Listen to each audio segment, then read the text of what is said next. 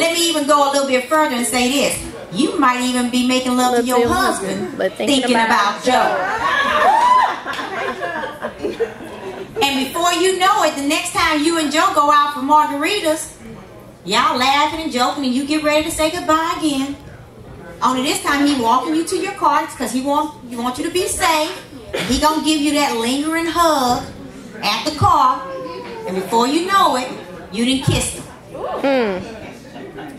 He kissed me.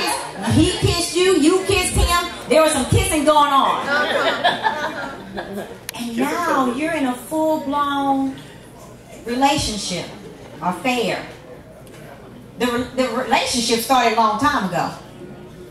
Now it just crossed this other line. Okay? So that's men and women cheating.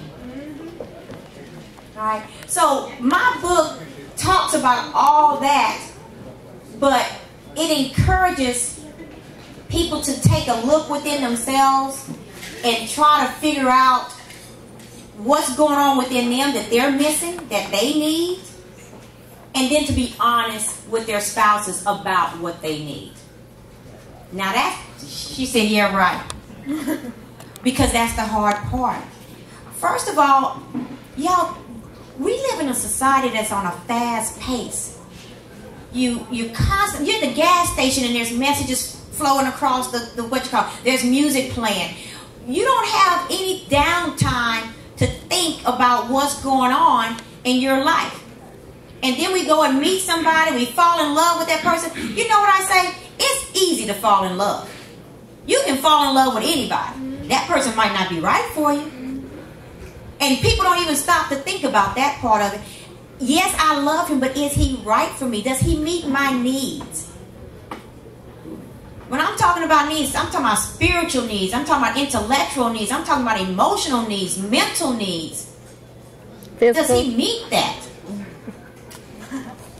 People aren't being clued into who they are and what they're about. And if you're not clued into who you are, then how in the world can you go out there and start a relationship with somebody else? But that's exactly what happens.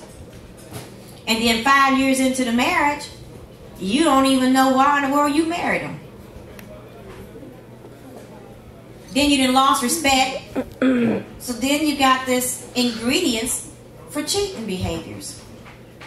Okay? Same thing with men. But I do want to say this about men that cheat. There's different types of men. There's men who might cheat once and never cheat again because they learned their lesson. There's men that don't cheat at all and they're very faithful to their spouses and to their wives and their families. Where they at? Where they at, she said. They're out there. They're out there. I mean, think about it. If we got statistics that say about 50% of people cheat, that means the others are not cheating. There's some very faithful people out there. Alright? But I kind of lost my train of thought. What was I saying? The different kind of men. Thank you. Different kind of men. There are those men that have an appetite for variety. When I was sitting in the back, the women were talking about the shoes. All the women's shoes. All the pretty shoes. One of the examples that I like to use, I use two. I'll use two examples. I'll use first the shoe example. Every woman loved black shoes and got a pair of black shoes in her closet. But you don't just have one pair of black shoes. You got a whole bunch of black shoes. Why? Why do you need that many pair of black shoes? Go with everything. Black shoes supposed to go with everything. Exactly right. But you got. But you need a variety. Why you need a variety? Why? Because that gives you options and choices. Options and choices. Black shoes. Well, that's what men want too. Options and